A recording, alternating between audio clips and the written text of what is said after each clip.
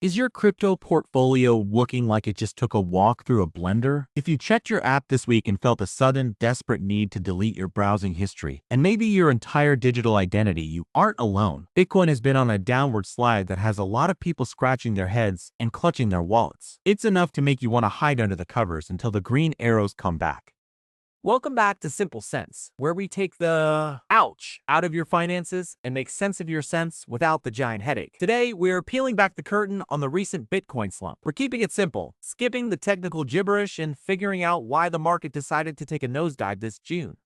First off, let's talk about the big or what the fancy suits call macroeconomics. Think of it like a global game of Jenga. Right now, the US-Iran conflict is shaking the table. When there's geopolitical tension, which is just a fancy way of saying scary stuff happening between countries, the price of things like oil goes up. When oil gets expensive, shipping your favorite snacks or gadgets gets expensive, which fuels inflation. Why does Bitcoin care? Because when inflation stays high, the Federal Reserve gets nervous about cutting interest rates. High interest rates usually mean investors pull money out of risky things like crypto and put them into safer, boring stuff like government bonds. It's like moving your money from a high-stakes poker table to a piggy bank.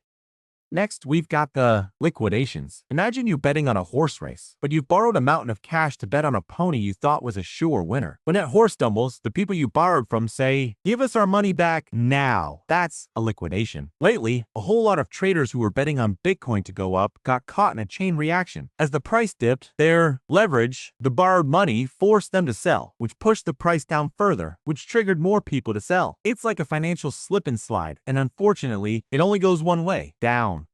Finally, there's the market sentiment. You might have heard whispers that big corporate players or institutional investors are selling off their stash. When the big whales, people or companies holding massive amounts of Bitcoin, start selling, it makes everyone else panic. We've seen significant outflows from Bitcoin ETFs, basically the financial version of everyone sprinting toward the door because someone yelled fire.